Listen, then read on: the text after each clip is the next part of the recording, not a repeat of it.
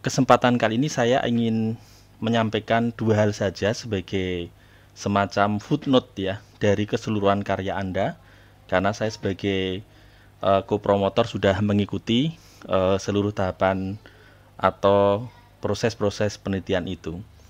Nomor satu, eh, penelitian ini sebetulnya mengkonfirmasi adanya satu problem besar dalam sistem ketatanegaraan kita, yaitu hubungan pusat dan daerah. Terus terang ini memang masalah makro ya, sehingga tidak disinggung di dalam disertasi.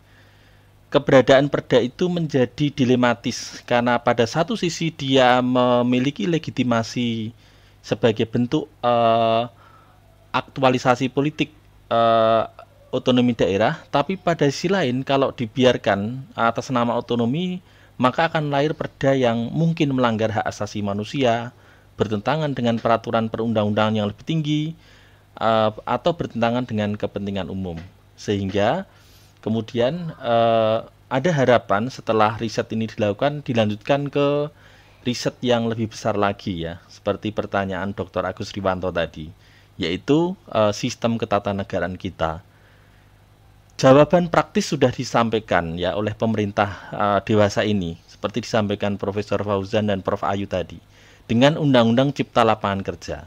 Jadi diam-diam pemerintah itu akan menarik semua wewenang daerah atas nama adanya obesitas peraturan, ya. Termasuk dalam hal ini adalah obesitas peraturan daerah. Ya, semua ditarik lewat satu undang-undang ya, yang kemudian melahirkan 49 peraturan pelaksana yang baru. Yang kedua, ada satu hal yang menurut saya nampaknya menjadi perdebatan filosofis ya. Ini persoalan teknikal atau persoalan konstruksi hukum, kan gitu ya. Ketika kita melihat ramuan hukum acara Mahkamah Agung yang selama ini berjalan, itu nuansanya adalah nuansa pengadilan tata usaha negara.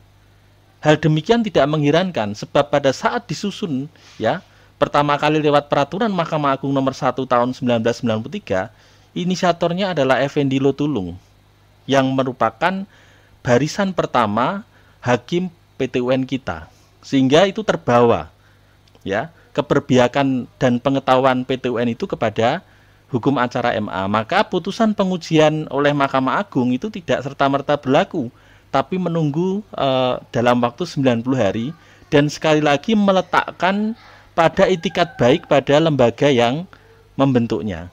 Nah, ini saya kira satu pengetahuan kecil sejarah yang perlu. Kenapa sampai kemudian mengundang perdebatan seperti yang sekarang dilakukan? Usaha-usaha untuk melakukan perbaikan bukannya tidak pernah ada, tapi selalu saja mentok sampai kemudian dikunci oleh perubahan Undang-Undang Dasar yang menyebabkan kita melakukan sistem pengujian lewat pengadilan itu yang terbelah ke dalam dua atap, yaitu Mahkamah Agung dan Mahkamah Konstitusi dengan lingkup kewenangan dan juga prosedur yang berbeda.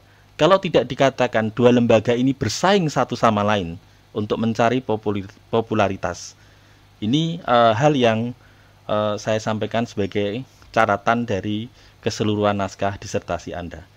Coba Anda berikan komentar ya, paling enggak 1 menit saja ya untuk menambah bobot stres saudara pada saat ujian ini. Silahkan.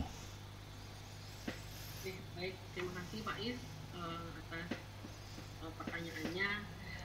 Memang intinya dalam undang-undang seperti yang tadi saya katakan, di dalam Undang-Undang Dasar 45, tepatnya di pasal 24, ada dua lembaga